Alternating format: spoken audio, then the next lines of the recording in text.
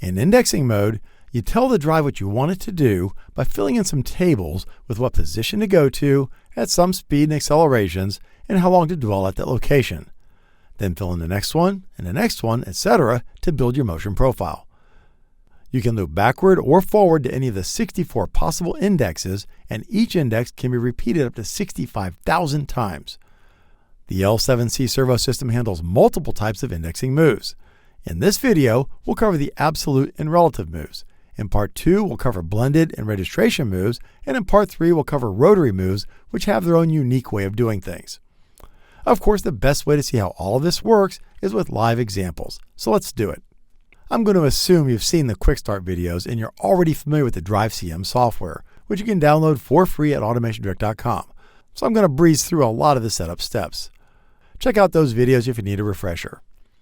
I'll go to Setup, Return to Factory Setting so you know exactly where I'm starting from. Yes, we really want to do that. Give it a second for this dialog to go away, and it's done. Now you can either power cycle the drive or just hit this guy to reset the drive processor. Yes, we want to do that. Wait for it to reconnect, and we're ready to go. That ensures that the drive is in a known clean state before proceeding. Don't forget to do that.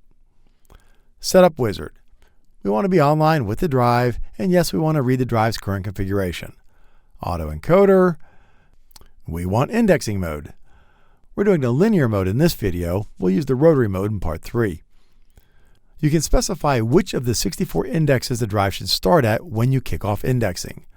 We'll be controlling the starting index with digital inputs, so we need to turn this off. And the rotation's fine. Let's change the gearing so that 100,000 pulses gives us 1 rotation.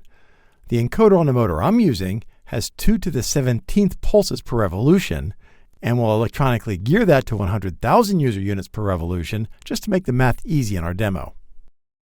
The linear slide we'll be using travels 5 millimeters for each rotation, so now 100,000 pulses will give us 5 millimeters of travel. And all this is fine. Using digital inputs, we need to be able to enable the servo, select a couple indexes, and start and stop the indexing. Now I have signals wired to input 2 for home and input 7 and 8 for over travel limits for other demos, so I'll assign those just to remind us they're there. We won't be using them in this demo, but we do need to flip the sense so they don't interfere with us. For the outputs, let's keep an eye on the origin and the position signals. We'll use those in Part 2. And I'll clear out the rest. I'll select homing mode 35 as the default in case we need to quickly clear the position register to 0. That doesn't actually move the motor, it just clears the position register. Write all of that to the drive. Give it a second, and it's done. And again, we always reset the drive's controller after making changes to ensure all loose ends got cleaned up. Wait for it to reconnect, we're good to go.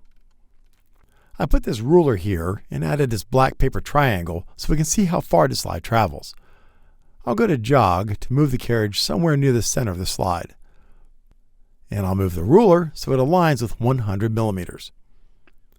Let's go to homing, which we set up to mode 35.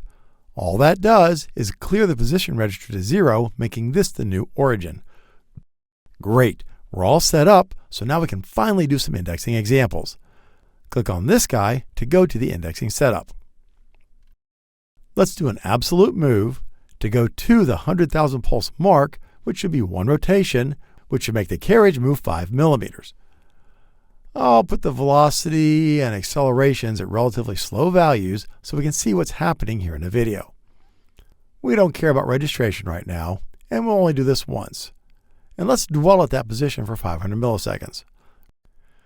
Remember that you have to hit the Enter key to get rid of the red, which tells you it's been entered into the drive's volatile memory. Hit this button down here if you want it to be permanently written to the drive, so when you power cycle the drive, it's still there. We don't care about the next index because we're going to stop after this move. All of this gets written immediately to the drive, so we're good to go. We'll control the drive from the digital input panel. This allows us to override any digital inputs that may be wired to the drive and create new ones that aren't, like the start and stop signals we're using here. They aren't actually wired to the drive. Let's enable the servo's output, and if we watch this slide as I toggle the start signal, yep, it moved the expected 5 millimeters. Perfect. If I toggle the start again, nothing. Why? We told it to move 100,000 pulses, right? No. We told it to go to position 100,000.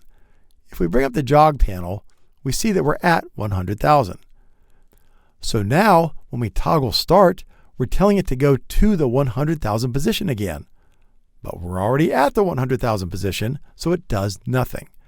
That's an absolute move. It goes to the position you tell it to.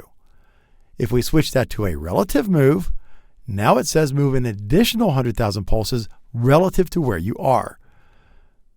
If we watch the slide each time we toggle the start signal, the motor moves another 5 millimeters relative to where we were. To get back to 0, we could do a relative minus 400,000 pulses. Instead, let's just do an absolute move directly to 0. Toggle start, and we're back where we started from.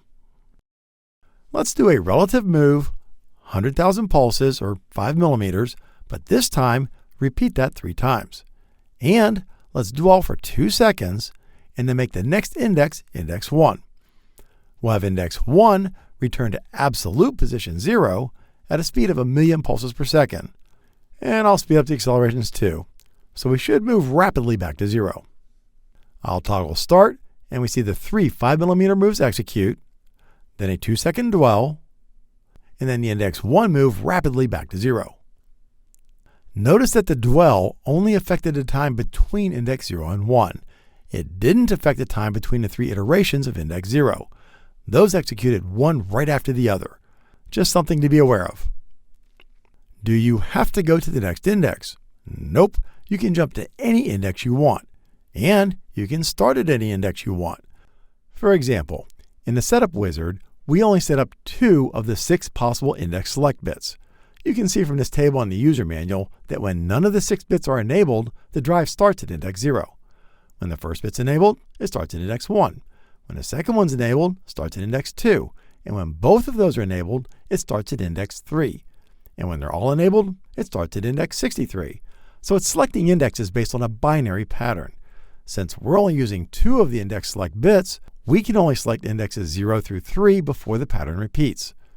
But any one of those 4 starting indexes could jump to any of the other indexes, which can jump to any other index, and so on. So even though our 2 selector bits only allows us to have 4 starting points, that doesn't limit the number of total moves at all. You still have all 64 indexes available to you. And remember, if you run out of digital inputs, all 6 of the index select bits can be controlled via Modbus. So don't forget you have that option. One side note, if you scroll through the indexes all the way up to index 64 and then back again, your screen will be blank. Why? Well, you just asked the drive to transfer a lot of information, and it takes a while to catch up. When I timed it, it took around 45 seconds. I don't have that kind of patience, so I just toggle the drive offline and then back on again to quickly refresh the display. It's important to know that the starting index we specified using the digital inputs is only read when the start signal toggles. So you can change these to get ready for your next sequence while the move is in progress. It won't impact the current move at all. Of course, if you need to stop the move, just toggle the stop signal. The absolute and relative moves are really powerful all by themselves, but the L7C drive doesn't stop there. It also provides a blended move, the ability to move relative to our registration mark, and it has moves specifically designed for rotary motion. Join us in Part 2 and Part 3, where we'll see how all of that works. Meanwhile, click here to learn more about the L7C Servo system. Click here to learn about Automation Direct's free award-winning support options, and click here to subscribe to this YouTube channel and hit that little bell icon so you'll be notified when we publish more videos like this one.